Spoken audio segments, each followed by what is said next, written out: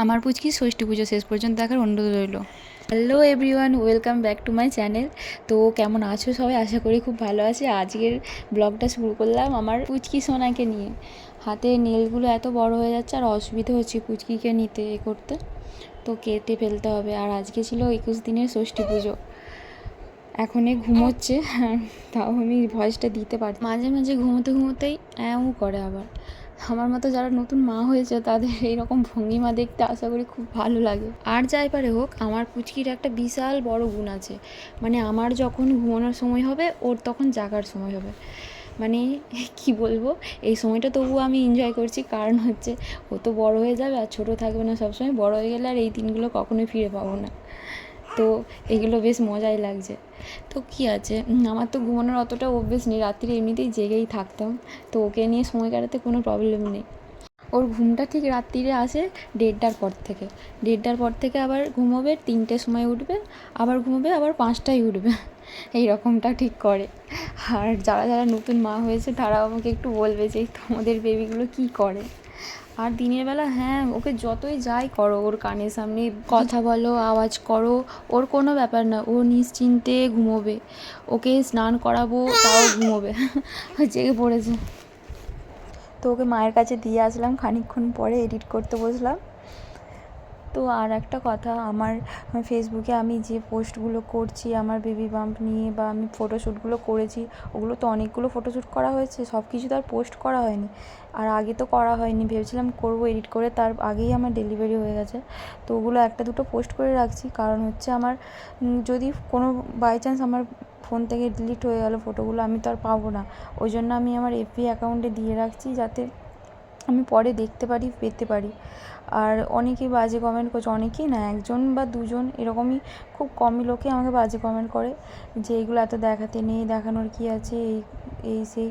আমি কাউকে দেখাচ্ছি না। তুমি যদি আমার প্রোফাইলে ঢুকে দেখতে চাও তো দেখো, আর দরকার হলে আমাকে আনফ্রেন্ড করে দাও যদি আমার ফ্রেন্ডে থাকো, আমার তো তাতে কোনো প্রবলেম নেই। আর আমি আমার বেবিকে নিয়ে শো আপ করছি, করছি, এগুলো বলার কী দরকার? হ্যাঁ, তো আমি প্রফেশনাল ব্লগার নয় যে সবার কথা আমার গায়ে লাগবে না, বা 1000টা ভালো কমেন্ট আসলেও একটা যদি খারাপ কমেন্ট আসে, আমার সেটা নেগেটিভ দিকে আমাকে নিয়ে যায়, আমার মন মেজাজ সব কিছু। তো তোমাদেরকে বলা, প্লিজ আমার কমেন্ট বক্সে এসে খারাপ কমেন্ট একদম করবে না। ইচ্ছে না হলে দেখবে না। আমি তো একটা সাধারণ মানুষ, একটু চেষ্টা করছি, নিজের মতো করে ভিডিও বানাচ্ছি, তাতেও কিছু মানুষের প্রবলেম। মানে মানুষরা কোনো দিনও কাউকে পজিটিভলি ভাবতে দেবে না, সবসময় নেগেটিভ থেকে টেনে আনবে। কেন এরকম করে আমি জানি না। এই শাড়িটা নতুন শাড়ি ছিল, তার জন্য খড়খড়ে হয়েছিল, ওই জন্য তারপরের দিন আমি আবার রিলস বানিয়েছি। তোমরা আমার প্রোফাইলে বা ইনস্টাতে দেখতে হবে, আমি রিলস বানিয়েছি এই শাড়িটা পরে। এখন নরম হয়ে গেছে। যেদিন ওই শাড়িটা নতুন পরেছিলাম ষষ্ঠী পুজোর দিনে, মানে এত খড়খড়ে ছিল, মানে প্রচণ্ড মোটা লাগছিলো, কিন্তু আমি অতটা মোটা হইনি এখনও পর্যন্ত। হ্যাঁ, হয়তো একটু পরিবর্তন হয়েছে আমার চেহারাটা, কিন্তু আশা করি ঠিক হয়ে যাবে পরে, কারণ সবাইকেই দেখছি মা হওয়ার পর একটু চেঞ্জ হয়ে যায় আবার ঠিক হয়ে যায়, এটা কোনো ব্যাপার না।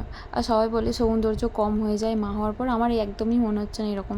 তোমরা বলো, আমাকে দেখি এরকম মনে হচ্ছে? হ্যাঁ, এখন একটু এরকম মনে হচ্ছে, কিন্তু পরে একদমই মনে হবে না। তো ঠাকুরমশাই বলছিলেন যে ষষ্ঠী পুজোতে ওর ভাগ্য বিধাতা ভাগ্য লিখতে আসবে এই রাত্রিরে। নিয়ম ছিল ওই মেঝেটাতে 3 দিন শুতে হয়, কিন্তু মেয়েটার ঠান্ডা লেগে যাবে তার জন্য ঠাকুরমশাই বিছানা পুজো করে দিয়েছে। আমার পুচকি জন্মেছিল রাধা অষ্টমীর দিনে, ঠিক 12টা 33-এ।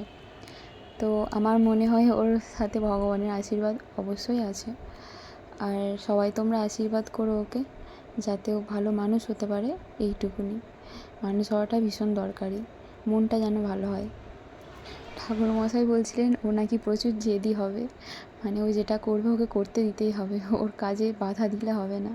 তবে এইটুকুনি জানি ও ভুল কিছু করবে না, করলে ভালো কিছুই করবে, আর আমার সাপোর্ট সবসময় ওর সাথে থাকবে। আর ইচ্ছা আছে ওকে কোনো দিনও প্রেশার দেবো না, ওর যেটা ইচ্ছে ও সেটাই করবে। আমি জোর করে আমার ইচ্ছেগুলো ওর উপরে চাপিয়ে দিতে পারি না।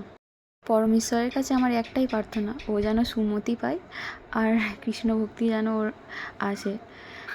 ভক্তি করাটাই হচ্ছে আসল। সবাই ভগবানকে শ্রদ্ধা করে, কিন্তু ভক্তিটাই হচ্ছে আসল ব্যাপার। মন থেকে যে টান ভগবানের প্রতি থাকা দরকার, সেটা যেন ওর আসে, আমার থেকেও অনেক বেশি।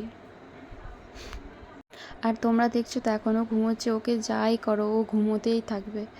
ও এই সন্ধ্যের টাইমটা প্রচণ্ড ভালো ঘুমোয়, এই সন্ধ্যে থেকে মোটামুটি 11টা পর্যন্ত দারুণ ঘুমোবে, এই 11টার পর থেকে আর ঘুমোবে না। আমার ইনস্টাগ্রামে ফেসবুকে প্রচুর রিচ কমে গেছে, অনেক দিন ভিডিও পোস্ট করা হয়নি, রিলস বানানো হয়নি, তার জন্য যাচ্ছে তাই হয়ে গেছে। যতটা আমি কষ্ট করে খেটে বাড়িয়েছিলাম রিচ, তার থেকে অনেক কমে গেছে। প্লিজ বন্ধুরা সবাই একটু রিচটা বাড়িয়ে দিও, ঠিকঠাক করে দিও, একটু কমেন্ট করো বেশি বেশি করে, একটু সাপোর্ট করো আমাকে, সাথে রিচটা একটু উঠে যায়। বুঝতেই পারছো বেবি থাকা মানে ঠিকঠাক সময়ে রিলস মানে বানানোই যায় না বলতে গেলে, তাও তো আমি বানাচ্ছি 22 দিন পর থেকে। ভগবান আমার পুচকির মঙ্গল করো, যাতে ও সবার মঙ্গল করতে পারে, 5টা লোকের কাজে আসতে পারে, সবার সাহায্য করতে পারে। ধন্যবাদ সবাইকে শেষ পর্যন্ত দেখার জন্য। সবাই ভালো থেকো, মায়ের কাছে প্রার্থনা করব সবার মঙ্গল হোক। আর সবাই তোমরা আশীর্বাদ করো আমার পুচকিকে, যেন ও মানুষ হতে পারে।